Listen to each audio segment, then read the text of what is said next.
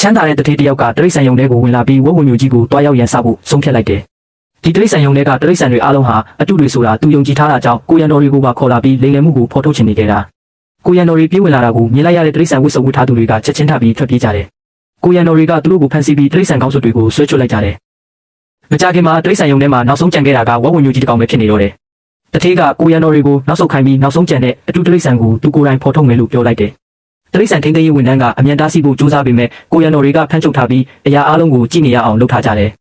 တထေးကခြံထဲကိုခုန်ဆင်းပြီးလူတိုင်းကိုအနာမကပ်ဖို့အမိန့်ပေးလိုက်တယ်ပြီးတော့ဝက်ဝင်မျိုးရှိရာစီစိတ်လှုပ်ရှားစွာရှောက်သွားတယ်ရောက်တာနဲ့ဝက်ဝင်ကိုအားပြင်းပြင်းနဲ့ကန်ချလိုက်တယ်ဝက်ဝင်ကမလုံမရှားရှိနေသေးတာကြောင့်အတူလုံးမနေနဲ့ထဆန်းပါဆိုပြီးစက်တိုက်ကန်နေတော့တယ်ဒါပေမဲ့ဝက်ဝင်ကတော့လုံးဝမတုံ့ပြန်သေးဘူး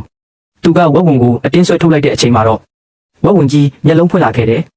ဒါတောင်တထေးကမရက်သေးပဲဝက်ဝင်ရဲ့မျက်နှာကိုအကြိမ်ကြိမ်ရိုက်ပြီးထခိုင်းနေခဲ့တယ်အပြင်ဘက်ကကိုရန်တော်တွေကတော့ဒီမြင်ကွင်းကိုကြည့်ပြီးရင်မောနေကြတယ်တဖြည်းဖြည်းနဲ့ဝက်ဝင်စီကအန်ရပြင်းထန်တဲ့အရှိန်အဝါတစ်ခုထွက်ပေါ်လာတယ်ဝက်ဝင်ကြီးကမတ်တက်ရက်လိုက်ပြီးတထေးကိုတက်တက်စိုက်ကြည့်နေတယ်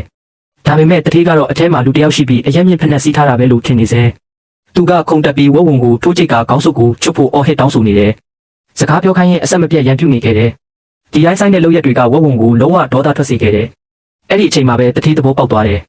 ဒီကောင်ကအတုမဟုတ်ဘူးတကယ်ဝက်ဝင်မျိုးကြီးပဲဖြစ်နေတယ်သူထိတ်လန့်စွာနဲ့တရိษံထင်းကိုလှမ်းကြည့်လိုက်တယ်တရိษံထင်းကတော့ပြီးတော့ဆိုတဲ့အမူအရာနဲ့အချက်ပြနေခဲ့တယ်ကြောက်ရွံ့မှုကြောင့်တကိုယ်လုံးတုန်ခါနေတဲ့တထေးကချက်ချင်းလှည့်ပြေးလိုက်တယ်ဒါပေမဲ့နောက်ကျသွားပြီဝက်ဝင်ကြီးကအမဲလိုက်မှုတ်ထဲဝင်သွားပြီးသူ့နောက်ကိုတဟုန်ထိုးလိုက်လာတယ်ခဏအတွင်းမှာပဲတထေးကိုရိုက်ပုတ်လွှတ်ပစ်လိုက်ပြီးမြေပြင်ပေါ်ပြင်းပြင်းထန်ထန်လဲကျသွားစေတယ်မိမိရဲ့မောက်မှာထောင်လွှားမှုနဲ့အရန်ကြုံယုံကြည်မှုအတွက်သူပေးဆက်ရမယ့်တန်ဖိုးကအလွန်ကြီးမားတော့မှာဖြစ်တယ်